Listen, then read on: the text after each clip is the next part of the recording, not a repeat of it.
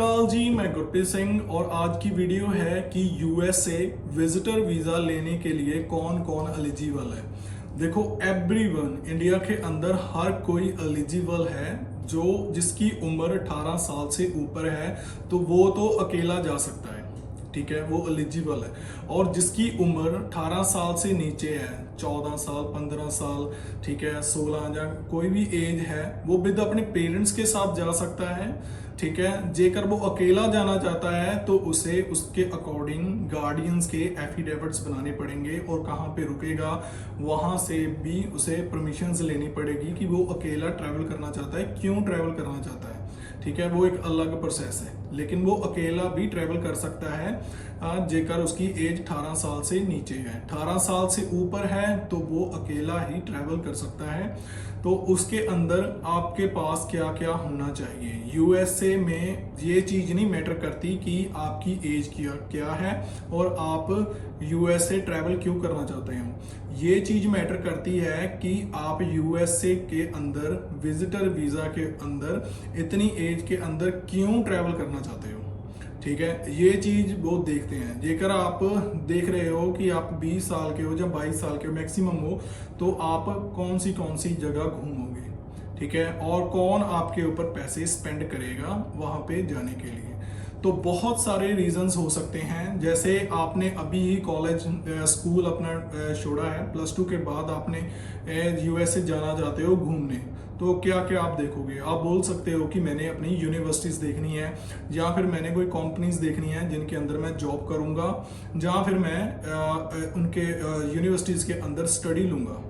तो एक तो ये पॉइंट हो गया। दूसरा पॉइंट कि मेरे रिश्तेदार हैं, ठीक है, उनके पास मैं मिलने जाना चाहता हूँ, क्यों जाना चाहता हूँ, या फिर कोई मेरी इंटर्नशिप मैं लगाना चाहता हूँ तो उसके अंदर मैं विजिटर वीजे पे जाना चाहता हूँ।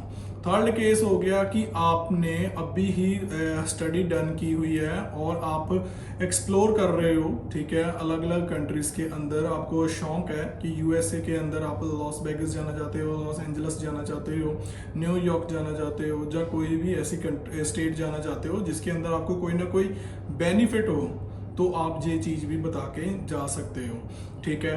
और इसके ऊपर के जो बच्चे हैं, जो भी क्लाइंट्स हैं इसके ऊपर की एज के, तो उसके अंदर ये चीज डिपेंड करती है कि आप यूएसए क्यों जाना चाहते हो।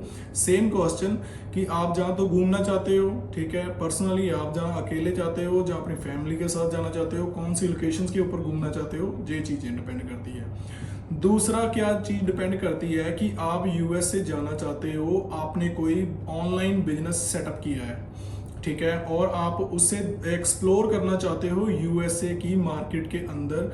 तो लेकिन वो आपको पहले पता होना चाहिए कि मार्केट किस तरीके से काम कर रही है यूएसए के अंदर, तो आप वो मार्केट को समझना चाहते हो, इस कारण आप यूएसए जाना चाहते हो घूमने के लिए और मार्केट को अंडरस्टैंड करने के लिए।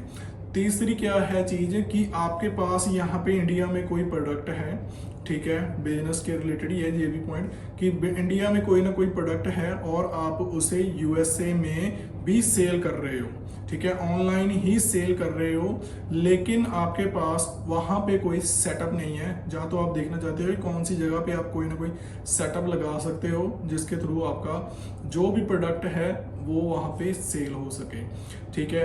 जहाँ फिर अभी आप जंग हो और विद इन 25 to 30 के एज है आपकी अंडर, तो आप कौन सी ऐसी लोकेशंस पे घूमना चाहते हो जो इसी एज के बंदों की हैं, तो आप वो चीजें बता सकते हो कि मैं इस कारण ये चीजें घूमना चाहता हूँ, ठीक है। अलग अलग रीजंस होंगे आपकी प्रोफाइल के अकॉर्डिंग। जो भी आपकी प्रोफाइल है उसके अकॉर्डिंग आपके पास रीजन होना चाहिए, जेन्युइन रीजन होना चाहिए, जिस तरह का भी हो उस तरह का रीजन होना चाहिए। उन्हें इससे कोई मतलब नहीं है, उन्हें सिंपल ये चीज चाहिए कि आप जेन्युइन हो और आप इसी कारण घूमने जा रहे हो, तो उसके अकॉर्डिंग आपका वो इंटरेस्ट देखेंगे।